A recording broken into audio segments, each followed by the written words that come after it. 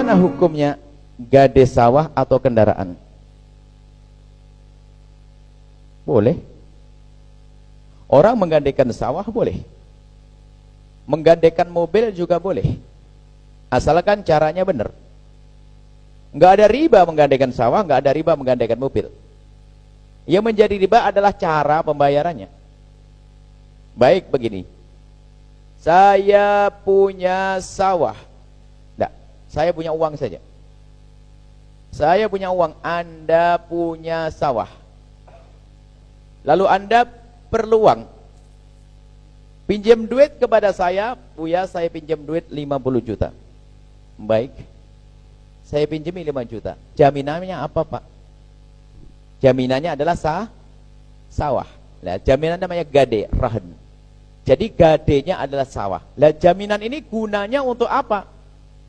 Jaminan ini gunanya adalah di saat Anda tidak bisa membayar, maka sawah itu nanti bisa dijual.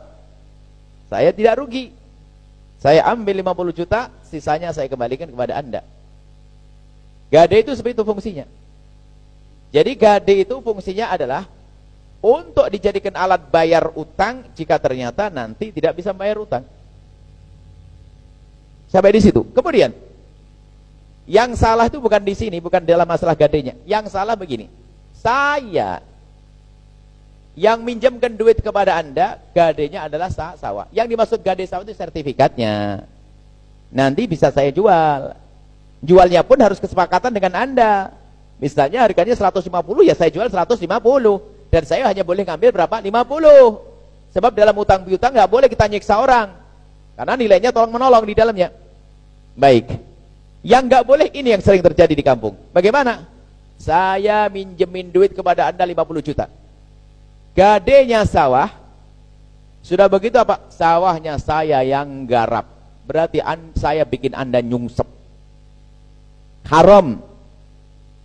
Saya tidak berhak mendapatkan itu. Kullu gardin jarra naf'an, semua pinjam meminjam yang ada tambahan di saat mengembalikan adalah riba. Semua pinjam meminjam yang kembalinya adalah dengan tambahan riba, biarpun tambahannya adalah tidak besar nilainya. Bahkan begini, kalau saya minjamkan duit kepada Anda 1 juta, lalu Anda kembalikan kepada saya juga 1 juta plus pijetnya itu riba, dosa, neraka. Apalagi 1%, 0,5% sama riba, haram, dosa. Jadi semua peminjaman yang kembalinya riba, kembalinya keuntungan kepada yang meminjamkan itu riba. Saya minjamkan uang kepada Anda 50 juta, gadenya sawah itu ada jaminan. Saya tidak boleh mengambil keuntungan dari sawah itu. Saya kerjakan juga tidak boleh. Kalaupun boleh saya garap, hitungannya adalah untuk cicilan utang Anda. Misalnya tahun ini saya garap sawah keluar 5 juta, kepotong 5 juta. Sekarang ini tambah nyuksep orang yang melarat ini. Yang kaya tambah kaya, masuk neraka juga. Sudah saya minjemin duit 50 juta, Anda gak bisa bayar-bayar. Kenapa? Wong sawahnya saya pakai. Nah, gak boleh. Haram hukumnya. Karena apa? Keuntungan kembali kepada saya minjemkan. Mungkin ada yang berkata, loh tapi kan saya pengen beruntung. Kalau untung jangan masalah pinjam-pinjam, bisnis dong. Dagang nanti kalau salah keuntungan. Sama mobil juga demikian. Ini mobil. Saya punya duit, Anda pinjam uang kepada saya. Gadenya mana? Mobil. Mobil sedan Anda, mobil Kijang Innova. Saya pinjam 50, Anda pinjam 50 juta. Gadenya mana? Mobil. Sertifikatnya saya ambil. Mobilnya diletakkan di Anda boleh. Kalau saya percaya kepada Anda. Mobil boleh diletakkan di saya, tapi saya tetap tidak boleh pakai. Hanya saya simpan. Atau boleh dititipkan di orang ketiga. Karena mungkin kita sama-sama tidak kenal, cuman saya pengen nolong Anda 50 juta. Mana mobilnya? Anda mau saya titipkan orang yang ketiga. Saya titipkan kepada Anda. Saya baru percaya sama Anda. Saya baru kenal sekali. Jangan-jangan duit tak kasih, motor pergi, mobil hilang. Tapi kan pinjam meminjam tetap harus berlangsung. Biarpun Anda tidak kenal saya tidak kenal Anda, tolong menolong harus terjadi. Bagaimana? Jaminannya dititipkan di orang ketiga. Baik. Di saat jaminan pada Anda, misalnya Anda pinjam 50 juta, saya kasih 50 juta. Jaminannya mana? Mobil Innova saya, Bu ya. Baik, mobil Innova. Lalu saya berkata, mobil Innova boleh diletakkan di rumahmu. Lah, baru yang punya mobil boleh pakai dengan catatan. Yang punya mobil boleh pakai dengan catatan satu, atas izin saya. Yang kedua, nilainya nggak bakal berkurang gara-gara dipakai. Atas izin saya. Tapi saya yang minjemin duit nggak boleh. Mobilnya sini, saya pakai rang-reng. Nggak boleh, haram saya menggunakan mobil Anda. Kenapa? Saya yang minjemi. Kenapa? Saya naik mobil Anda itu ada nilainya. Kalau disewakan sehari berapa? Coba, ayo. Ini hati-hati.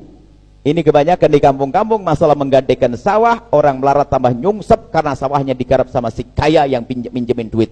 Wah, ini neraka. Perlu dibenahi. Ini banyak. Kita pernah dapat pertanyaan itu bukan dari Jawa, tapi dari Sumatera sana. Semoga di Jawa tidak ada. Cuma tak tahunya suatu ketika saya bilang, oh di Jawa banyak juga. Innalillahi wa inna rajiun. Nah, ini musibah. Perlu kita kesadaran dalam hal tolong menolong. Hidup ini bukan untuk peras memeras. Hidup ini dalam irama tolong menolong. Baik. Ingat, kalau Anda memang pengen menggarap sawah tersebut, akadnya sewa. Ya, akadnya sewa. Saya yang minjemin duit kepada Anda, ini saya sempurnakan karena banyak kejadian nih. Saya minjemin duit kepada Anda 50 juta. Jaminannya adalah sawah. Cuman Anda memang juga nggak bisa garap. Lalu sawah saya garap. Saya akad sewa menyewa. Per tahun saya sewa berapa? Oke, sah. Saya nyewa. Berarti sewanya ada hitungannya. Tapi kalau cuma-cuma saya memakai, namanya saya memaksa Anda. Tapi yang penting kan rela. Gimana Anda rela kalau Anda ngasih, saya kasih duit 50 juta kok. Fotonya rela-rela. Sebetulnya nggak rela, ya ngenes saja dia. Hati-hati masalah halal haram ini. Mungkin ini yang ditanyakan tadi, cuman dia tidak bertanya. Kalau gade adalah sah. Gade adalah boleh-boleh saja, akan tapi cara bayarannya itu yang perlu diperhatikan.